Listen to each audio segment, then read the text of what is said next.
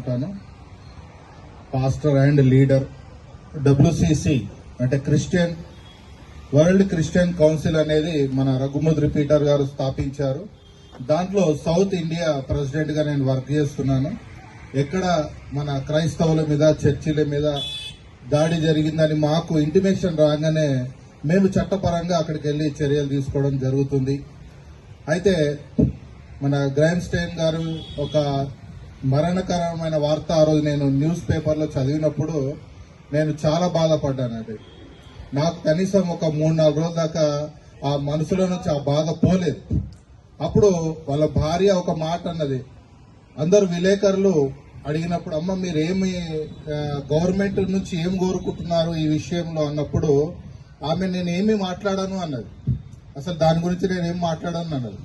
మళ్ళా కోర్టులో కేసు వేసిన తర్వాత దారాసింగ్కి ఉరి శిక్ష పడ్డ తర్వాత కూడా మళ్ళీ ఆమెకు ఫోన్ చేసి అడిగారు, అమ్మ మీరు ఏమైనా మాట్లాడతారంటే నేనేమీ మాట్లాడాను, అంతా దేవుడే చూసుకుంటాడని చెప్పి.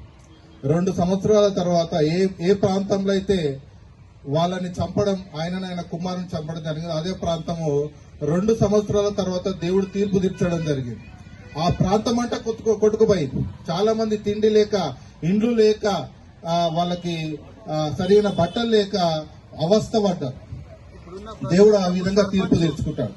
అయితే నేను ఇక్కడ మీ అందరినీ కోరుకునేది ఏంటంటే, నేను ప్రతి మీటింగ్ లో నేను చెప్పేది ఏంటంటే, మనము ఒకరి దగ్గర వెళ్ళి నిలబడకుండా మనమే లీడర్లుగా ఎదగాలనేదే నా కోరిక, నా ఒక అభిలాష. మనమే మంత్రులుగా, మనమే ఎమ్మెల్యేలుగా, మనమే ముఖ్యమంత్రి కావాలి. మనోళ్ళే ముఖ్యమంత్రి అవుతేనే మన ఈ యొక్క బైబిల్ యొక్క శాంతి సందేశం ఏదైతే మనం తెలియజేస్తున్నామో వాటిని మనం కాపాడుకోగలం. అంటే మంచి చేయడానికే బైబిల్ ఉంది. అంబేద్కర్ రచించిన చట్టము మంచి చేయడానికే ఉంది. అంటే సమసమాజ స్థాపన జరగడానికి భారతదేశంలో 2 ప్రధాన అంశాలు ఏంది? ఒకటి బైబిల్, రెండోది అంబేద్కర్ రచించిన చట్టం. ఈ 2 ప్రధాన అంశాలు. కాబట్టి ఎవరు ఏది చేసినా సమసమాజ స్థాపన స్థాపించలేరు.